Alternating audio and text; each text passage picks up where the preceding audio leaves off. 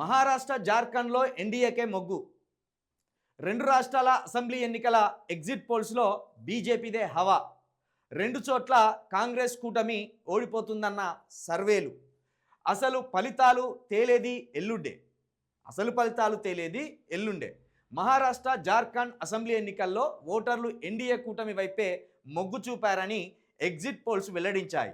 మహారాష్ట్రలో బీజేపీ, శివసేన, ఎన్సీపీతో కూడిన అధికార మాయుతి కూటమి అధికారాన్ని నిలబెట్టుకోనుందని, జార్ఖండ్లో అధికారంలో ఉన్న జేఎంఎం కాంగ్రెస్ అలయన్స్ ఓడిపోయి ప్రతిపక్ష ఎన్డీఏ కూటమి గెలవనుందని సర్వే సంస్థలు అంచనా వేశాయి. ఇక మహారాష్ట్ర జార్ఖండ్ అసెంబ్లీ ఎన్నికలు ప్రశాంతంగా ముగిశాయి. మహారాష్ట్రలో 288 అసెంబ్లీ స్థానాలకు ఒకేసారి బుధవారం ఎన్నికలు జరిగాయి.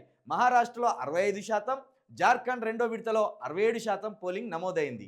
వీటితో పాటు 15 రాష్ట్రాల్లోని 48 అసెంబ్లీ, 2 లోక్సభ నియోజకవర్గాలకు బై ఎలక్షన్లు నిర్వహించారు.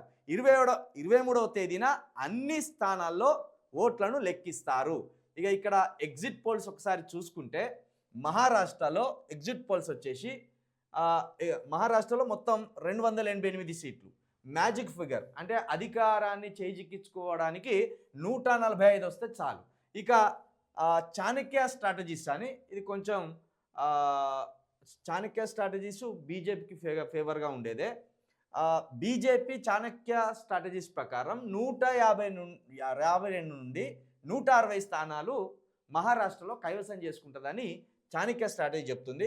ఇక కాంగ్రెస్ 130 నుండి 138 స్థానాలు కైవసం చేసుకుంటుంది అనేది కూడా ఇదే చాణక్య స్ట్రాటజీ చెప్తుంది. ఇక ఇతర పార్టీలు కావచ్చు లేదా స్వతంత్ర అభ్యర్థులు కావచ్చు 6 నుండి 8 స్థానాలు గెలవబోతున్నట్టు తెలుస్తుంది. అంటే చాణక్య స్ట్రాటజీ ప్రకారం బీజేపీ కూటమే అక్కడ అధికారంలోకి వచ్చే అవకాశం ఉన్నది. ఇక దైనిక్ భాస్కర్ అనే స్ట్రాటజీస్ ప్రకారము 125 నుండి 140 స్థానాలు మహారాష్ట్రలో బీజేపీకి రాబోతుంది.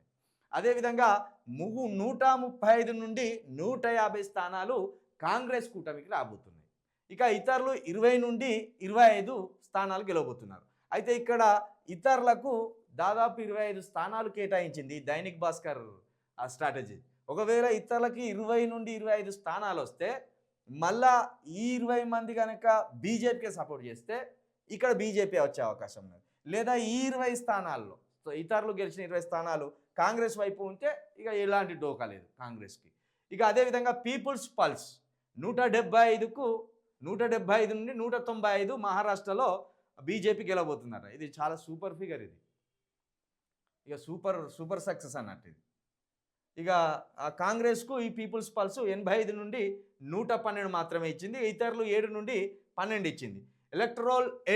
ఎలక్ట్రల్ ఎడ్జ్ అని ఒక స్ట్రాటజిస్ట్ ఏమి ఇచ్చిందంటే 118 బీజేపీకి ఇచ్చిండు, 150 కాంగ్రెస్కి ఇచ్చిండు.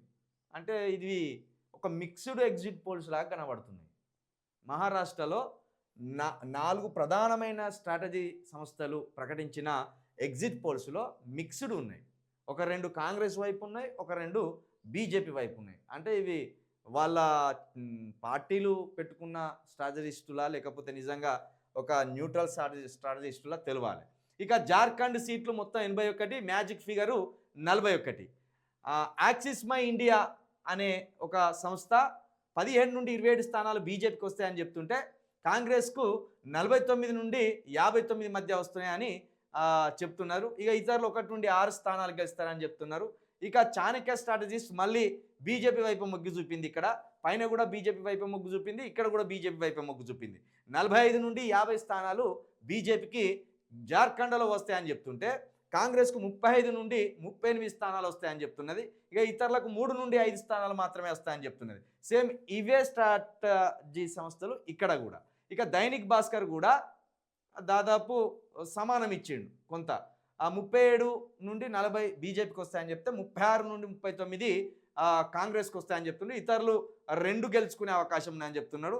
ఇక ఎలక్ట్రల్ ఎడ్జ్ 32 స్థానాలు బీజేపీకి వస్తే 42 స్థానాలు కాంగ్రెస్కి వస్తాయి అన్నట్టు ఇక్కడ ఈ సర్వే సంస్థలు చెప్తున్నాయి. అదేవిధంగా ఇతరులు 7 అని చెప్తున్నారు.